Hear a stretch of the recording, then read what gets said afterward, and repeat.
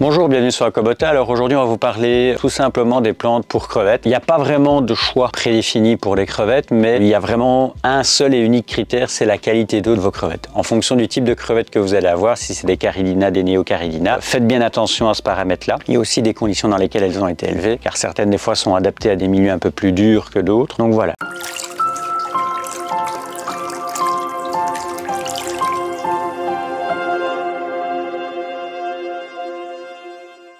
Vous pouvez prendre n'importe quelle plante. On pourrait dire que la vidéo est finie. Voilà, les crevettes auront vraiment tendance à chercher la nourriture dans les plantes. Donc essayez de privilégier en fait tous des éléments où elles pourront chercher ces éléments. C'est sûr qu'une hygrophila n'aura pas grand intérêt pour elle. Par contre, si vous partez sur des mousses ou des décors en mousse par exemple, ça peut être extrêmement intéressant parce que la microfaune peut aller se mettre dedans. Ça permet aussi à vos crevettes de se cacher. Sur ce type de décor, elles ne vont pas se cacher immédiatement. Imaginons que vous commandiez ce type de coco. Au début, elles ne se cacheront pas dedans vu que la mousse est assez courte, mais par après, au fur et à mesure du développement de la mousse de Java sur votre coco, effectivement, elles pourront se cacher d'éventuels prédateurs si vous avez mis des poissons un peu trop gros dans votre aquarium, ou vous pouvez faire des décors tout simplement vous-même avec ce type de mousse. Bon, là, par exemple, j'ai pris de la whipping de chez Tropica, mais vous pouvez en mettre sur vos racines et ainsi de suite, ou même simplement la laisser en volant, on va dire ça comme ça, dans votre bac. Voilà, les crevettes adoreront s'y accrocher et adoreront rester dessus.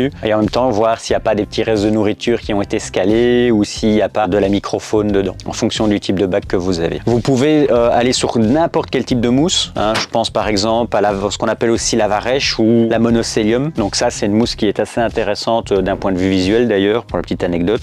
Vous avez aussi des mousses comme la Ricardia, c'est un peu plus sensible ça, donc si vous n'êtes pas habitué à ce type de mousse, ne partez pas là-dessus. C'est vraiment une mousse qui fonctionne vraiment comme une strate. Les petites strates, ça peut être vraiment très intéressant et c'est un vert éclatant assez chouette. Donc voilà, ce type de mousse par exemple, vous pouvez en mettre. Attention à la qualité d'eau que vous avez. La Ricardia par exemple ne s'adaptera pas à tous les milieux. Vous pouvez aussi partir sur des mousses un peu plus fines qui peuvent être extrêmement intéressantes pour certains types d'aquarium.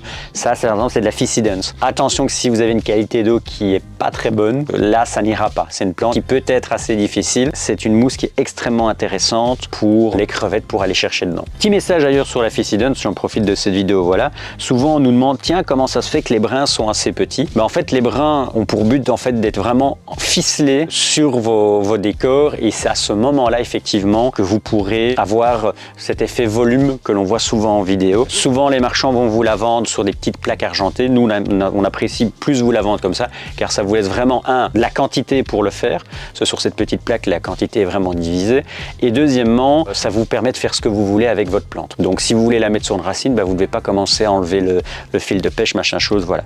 Si par contre effectivement vous préférez juste recevoir un petit carré, sachez qu'on le fait aussi chez Tropica. Eux font des petits carrés de 5 par 5, on les vend aussi. C'est un petit peu plus cher. Voilà la raison pour laquelle nous vous vendons des fins brins dans une coupelle. Il y en a plus, c'est moins cher et ça vous permet de faire ce que vous voulez assez facilement. Autre plante qui peut être aussi intéressante, elle peut faire entre guillemets sujet à polémique dans le sens où si elle se plaît un peu trop bien, elle va coloniser tout le bac. Ça s'appelle les Cladophodra. Alors on appelle ça souvent les boules d'algues ou les boules antinitrates. Ne faites pas attention à ce dernier point, c'est vraiment surfait.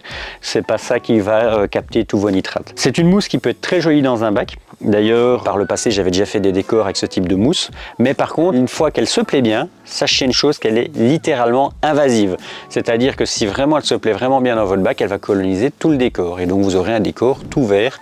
Ça peut donner du style, mais en règle générale, c'est pas vraiment ce que l'on recherche. Donc faites très attention avec ce type de mousse. Très jolie, mais il faut vite maîtriser cette petite boule car sinon ça peut vite devenir une véritable colonie. Les plantes qui s'adaptent vraiment bien, sinon avec les crevettes, les Valisleria, les Cryptocorines, les Hygrophila, tout ce qui va être l'Hymnophilia et Terrifolia, Céciflora, les Anubia, les Microsorium, les Bolbitis, une qui pourrait être aussi très chouette avec des crevettes pour la petite anecdote, la Bolbitis difformis, parce que ça forme des petites fougères et donc elles savent aller se cacher. Ça peut être vraiment extrêmement intéressant. Par la même occasion, la force de cette plante, c'est une épiphyte. Donc vous prenez une petite pierre de lave, hop, un petit fil de pêche et en 2 secondes, vous l'avez ficelé. Et si vous voulez changer votre décor, ainsi de suite, assez facilement, vu que c'est des petits bacs, ça passe partout. C'est une petite plante en plus, pas trop haute. Bon là, elle est déjà à taille adulte, mais si vous la retaillez assez suffisamment, vous pouvez avoir un fin gazon de 10 cm. Une autre plante qui est très jolie, Pogostemon alferi. ça aussi, c'est extrêmement intéressant, je pense, pour ce type d'aquarium, hein, des aquariums à crevettes,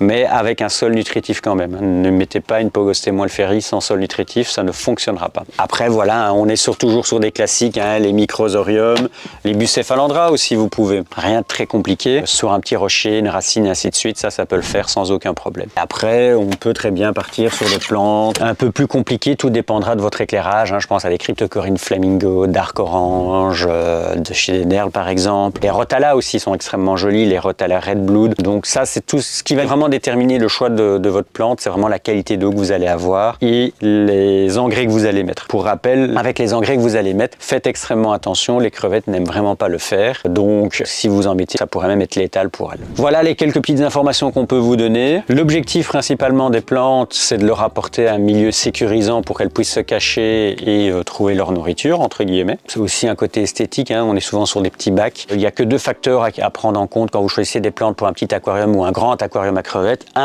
Le tout premier, c'est le facteur qualité d'eau, donc ce que vous avez comme type d'eau. Et deuxièmement, le type de difficulté de plante que vous allez mettre par rapport à la quantité d'engrais que vous allez aussi mettre. Car si vous prenez des plantes extrêmement difficiles qui nécessitent énormément d'engrais, surtout à base de fer, ça ne va pas très bien matcher. Pour le reste, les crevettes sont extrêmement faciles en termes de plantes. Ils ne vont pas commencer à vous les déraciner. Et au contraire, elles ont même tendance à aller enlever les petites feuilles mortes et ainsi de suite. Donc, en soi, vous avez vraiment beaucoup de possibilités et c'est libre cours à votre créativité quand vous faites votre bac. Il y a vraiment moyen de bien s'amuser. Merci d'avoir regardé cette vidéo et on se retrouve très bientôt.